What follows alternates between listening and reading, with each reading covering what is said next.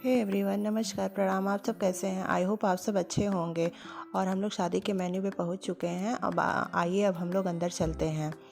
और शादी का ये मेन गेट बना हुआ है। और देखिए, एक तरफ यहाँ पे भगवान गणेश का मूर्ति विराजित है और एक तरफ दूल्हा और दुल्हन का पिक लगा हुआ है।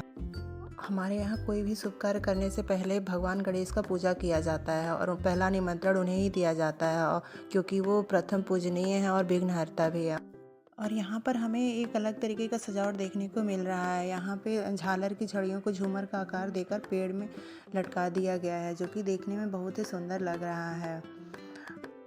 लॉन में 2 गेट बना हुआ है। एक गेट बाहर था और एक गेट ये है। अब आइए, अब अंदर चलते हैं और अंदर देखते हैं कि कौन कौन आया है, क्योंकि मैं बहुत एक्साइटेड हूँ, क्योंकि पुराने लोगों से भी मिलने को होगा। जो लोग बिछड़ चुके हैं ऐसे ही मौक़ों पे तो मिलते हैं, शादी हुआ या कुछ और ओकेज़न हुआ। और देखिए, यहाँ पे स्टेज भी सजा हुआ है और यहाँ पे सारे लोग, लग रहा है कि घर के ही लोग हैं, आके बैठ गए हैं नाश्ता वगैरह करके, क्योंकि अभी बारात आई नहीं है। मुझे डर लग रहा था कि मैं काफ़ी लेट हो गई हूँ लेकिन हम लोग टाइम से पहुँच गए हैं, क्योंकि अभी बारात नहीं आई है। घर के ही लड़की पक्ष के ही सारे लोग आ रहे हैं। और यहाँ पे मंडप भी एकदम रेडी है। मंडप का भी सजावट वगैरह सब हो गया है। और देखिए, यहाँ पर पेड़ों के तनों में झालर की लड़ियों को लपेट के ही अलग तरह का सजावट कर दिए हैं, जो कि देखने में बहुत ही सुंदर लग रहा है और काफ़ी अच्छा भी लग रहा है। ये न्यू टेक्निक एकदम। और देखिए, सारे पेड़ों में लटका दिए हैं। और देखिए, जो मैं आपको दिखा रही थी बाहर, वो अंदर भी अभी किया हुआ है। और पेड़ भी काफ़ी ऊंचे ऊंचे हैं और ये करने में इतना इजी नहीं होगा, बहुत मेहनत लगा होगा, क्योंकि एकदम ऊपरी छोर पे लगाया गया है पेड़ों के। और इतना ऊंचाई पे करना तो बड़ा मुश्किल है। ये लोग लगता है कि एक बार लगा देते होंगे सीज़न में, शादियों के सीज़न में, फिर ऐसे ही छोड़ देते होंगे। जब शादियों का सीज़न निकल जाता होगा तभी निकालते होंगे, क्योंकि बार बार करना तो ये बड़ा मुश्किल का काम है।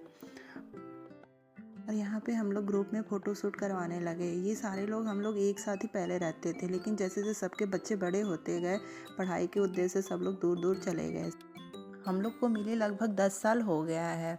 और देखिए, मेरी एक फ्रेंड की बेटी जो है इतनी बड़ी हो गई है और हम और ये भाभी ही बस एक जगह रहते हैं और बाकी जितनी फैमिली है सब लोग दूर दूर चले गए हैं। फिर हम लोग यहाँ पे ग्रुप में और सिंगल सिंगल भी फ़ोटो शूट करवाने लगते हैं। इतने लंबे टाइम के बाद मिलने के बाद तो हम लोग की खुशी का ठिकाना ही नहीं रहा और हम लोग एकदम अपने में ही मस्त हैं। और हम लोग की तो बातें ही नहीं ख़त्म हो रही थी। हम लोग पहले सिंगल सिंगल, फिर ग्रुप में फ़ोटो शूट करवाने लगते हैं। और इसमें से तो कुछ लोग हैं कि जिनका ट्रांसफ़र हो गया है, वो दूर चले गए हैं। लेकिन शादी एक ऐसा फंक्शन है या फिर कोई इम्पोर्टेंट ओकेज़न हुआ, उसमें सबका मिलना जुलना हो ही जाता है। और मुझे लगा कि मैं ही इन सबसे लंबी हूँ, क्योंकि मेरी हाइट थोड़ी सी ज़्यादा है, लेकिन ये भाभी तो मुझसे भी ज़्यादा लंबी लग रही हैं। और इधर से ये भैया आते हैं तो ये भी, जैसे इनसे भी मिलना हुआ और ये बोल रहे थे कि मेरा मेहनत सफल हुआ, आप लोग यहाँ पे फ़ोटो शूट करवा रही हैं, जो सेल्फी पॉइंट बनाया हुआ है। क्योंकि वो बोल रहे थे कि मेरे जैसे कि 2 दिन की मेहनत सफल हुई है, आप सारी भाभियाँ एक जगह इकट्ठा होकर फ़ोटो शूट करवा रही हैं।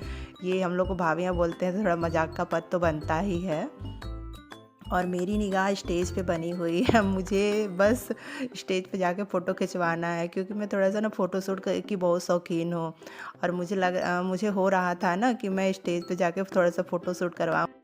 और ये भाभी ना मेरा मजाक ले रही थी कि पहले दूल्हा दुल्हन को तो स्टेज पे बैठ जाने दीजिए, फिर उसके बाद आप फ़ोटो शूट करवाइएगा। लेकिन मेरा मन है कि मान ही नहीं रहा है कि बस मुझे वहाँ पे जाना है, फ़ोटो शूट करवाना है। और ये रहा मेरा शादी का पूरा लुक। प्लीज़ कमेंट करके आप लोग बताइएगा कि मैं कैसी लग रही हूँ। शादी वगैरह में जो लोग आते हैं, घर के लोगों को छोड़ के बाकी जो लोग आते हैं, वो लोग तो मस्ती ही करते हैं और खाना खाते हैं और चले जाते हैं। मेन रोल तो घर के लोगों का ही होता है।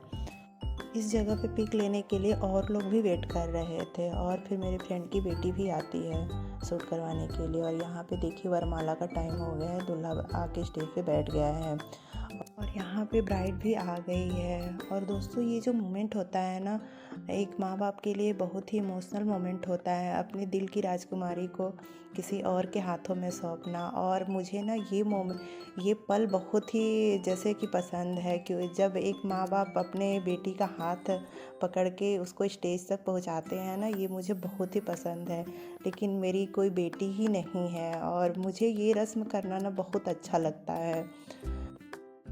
माँ बाप अपने चेहरे पर तो ज़ाहिर नहीं होने देते हैं, लेकिन उनके दिल में तरह तरह के जैसे कि बातें उठती हैं कि उनकी दिल का टुकड़ा आज उनसे दूर हो जाएगी। एक तरह से एक खुशी भी होता है, लेकिन एक तरह से एक जैसे बिछड़ने का दुख भी होता है कि आज के बाद मेरी बेटी पराई हो जाएगी, दूसरे के घर की हो जाएगी। ये तो वही महसूस कर सकता है ना जो एक बेटी के माँ बाप हो।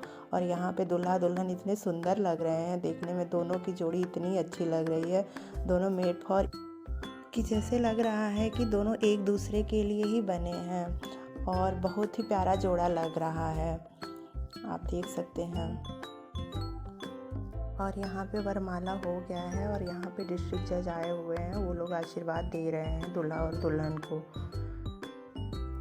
और यहाँ पे ये भाभी जाने के लिए कह रही थी, जो कि मेरे साथ ही आई हुई हैं, लेकिन इनको स्कूल जाना है, ये टीचर हैं तो स्कूल का टाइमिंग वगैरह भी चेंज हो गया है, तो सुबह जल्दी उठना है और 1 तो बज ही गया है। तो ये बोल रही थी कि मैं निकल रही हूँ और मैं इनको बाहर छोड़ने के लिए आई हुई थी, क्योंकि इनके हस्बैंड आगे निकल चुके हैं। तो ये मुझे बोल रही थी कि रंजना आप अंदर जाओ, मैं चली जाऊँगी।